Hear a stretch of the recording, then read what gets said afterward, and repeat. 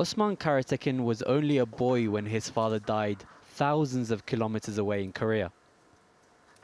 Ibrahim Karatekin was one of 890 Turkish soldiers to die during the Korean War between 1950 and 1953.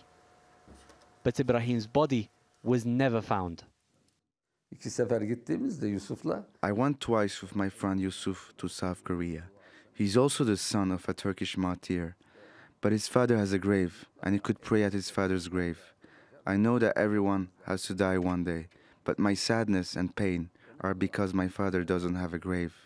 That's the biggest problem. Turkey fought under the UN's command in support of South Korean forces during the war.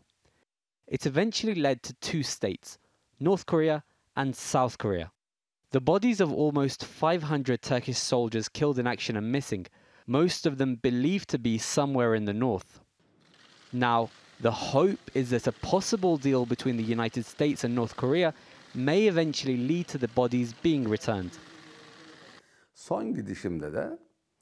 The last time I went to Korea, the Koreans treated us very nicely.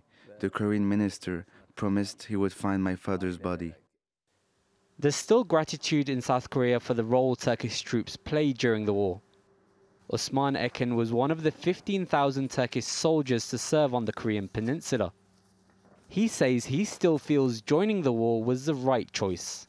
Every time I go to Korea, I feel happy. I see how developed the country is, and I know that we haven't wasted our soldiers.